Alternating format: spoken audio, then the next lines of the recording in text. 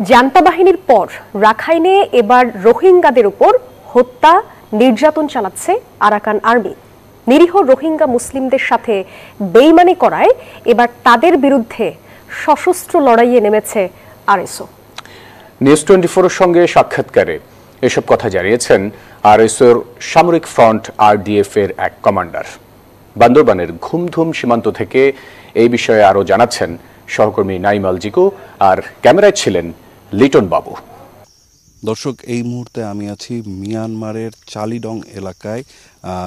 আরএসওর যেই সশস্ত্র বাহিনীটি রয়েছে আরডিএফ, তাদের ঠিক ক্যাম্পের একটু বাইরে ভারী অস্ত্রশস্ত্র দিয়েই কিন্তু আরাকান আর্মি যারা রয়েছে তাদের বিরুদ্ধে সশস্ত্র সংগ্রাম করছে। আসলে তাদের এই সংগ্রামের মূল কারণটি কি, সশস্ত্র সংগ্রাম কেন করছে, সেটি আসলে তাদের কাছ থেকে আমরা জানার চেষ্টা করব। তাদের কমান্ডার একজন আমাদের সাথে রয়েছেন, তার সাথেই আসলে আমরা কথাটি বলবো। একটু যদি বলেন যে কিছুদিন আগেও আমরা দেখেছি যে আরাকান আর্মির সাথে আপনারা মিলে জান্তা বাহিনীর বিরুদ্ধে যুদ্ধ করেছেন, তো আজকে এই আরাকান আর্মির বিরুদ্ধে আপনাদের অবস্থানটা কেন? আমরা এমনি আরকানের মাঝে ওরাইও ন্যাশনালিটি, রোহিঙ্গাইও আরকানের ন্যাশনালিটি, তা আমরা এক জায়গাতে বসতি করতাম। এরাই আমাদের ঘরে ফাঁসি ছিল, কিন্তু এরা ওইগুলো আমাদেরকে ফাঁকতে করছে। আমাদেরকে এরা বলে যে কি আমরা বাঙালি, কিন্তু আমাদের আদাদা ফাদাদা পর্যন্ত ওইখানের ন্যাশনালিটি। তো এরা তো আমাদের যেতগুলো রোহিঙ্গাকে হত্যা করছে, আমরা আগে তো এদেরকে দুশ্মন মানি নিই নেই। এখন আমরা এলাকাবদ্ধ দুশ্মন হিসাবে এই মক্কে দুশ্মন মানি আমরা। সেই জন্য আমরা অস্ত্র ধরছি, এদের সাথে যুদ্ধ করবো ইনশাল্লাহ। ইনশাল্লাহ এদের কোনো রেখাই নাই, আরাকান আর্মিকে আমরা শেষ করব ইনশাল্লাহ। তারা হলো যেই কথাটি আপনাদেরকে দিয়েছিল যে আপনাদেরকে আপনাদের মাতৃভূমি ফিরে দেওয়া হবে, তো তারা কি এখন আপনাদেরকে সেই কথা থেকে সরে গেছে?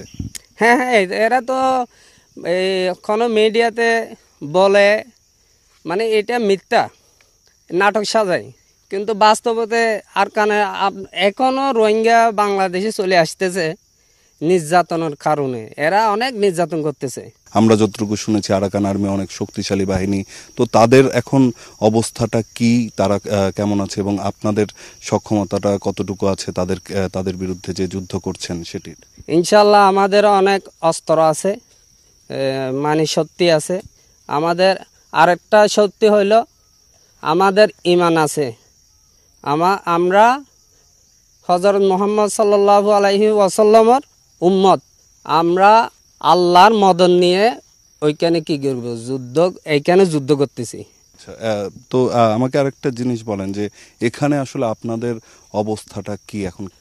হয়েছে আমাদের যতগুলো সংগঠন আছে এরাইও আমাদের যে মানে আপার লেভেলের আমাদের আমির, উনি অনেক চেষ্টা করতে যে সবাইকে মিলেমিশে কাজ করার জন্য।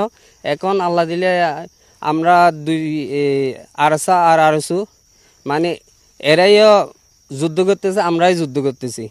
আপনারা এখন পর্যন্ত কয়টি আরাকান আর্মির ক্যাম্পে হামলা করেছেন, কয়টি আপনাদের দখলে আছে? আমাদের এখন মানে 2 দিন পর 1 দিন পরে সব সময় মারামারি হয় আমাদের সাথে, আর আরসার সাথে হয়। এখন আরাকান আর্মি বইয়ে কিছু বাংলাদেশে পালায় আসছে, এই মানে রোহিঙ্গা সংগঠন যখন এক হয়ে গেছে, এরা এনে বই পাচ্ছে। যেই যুদ্ধটা আপনারা করছেন, সেই যুদ্ধে জয়লাভ করলে কি বাংলাদেশে যে সমস্ত রোহিঙ্গারা আশ্রয় নিয়ে আছেন এখনো, তাদেরকে কি এই মিয়ানমারের মাটিতে ফিরিয়ে আনবেন? আমাদের চেষ্টা হলো ওইটা। আমাদের এইখানে যতগুলো রোহিঙ্গা আছে ততগুলো রোহিঙ্গাকে আরাকানে নেওয়ার জন্য আমরা চেষ্টা করতেছি, আমরা যুদ্ধ করতেছি। আমাদের অধিকারটা আমরা ফিরিয়ে নেওয়ার জন্য মানে লড়াই করতেছি।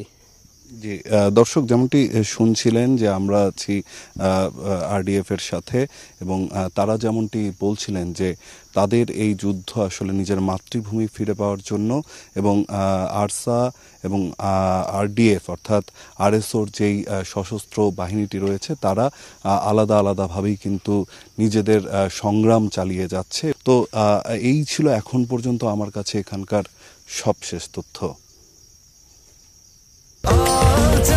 স্বাস্থ্যকর অল টাইম হানিকম্ব, সব সময় অল টাইম হেলদি লাইফ।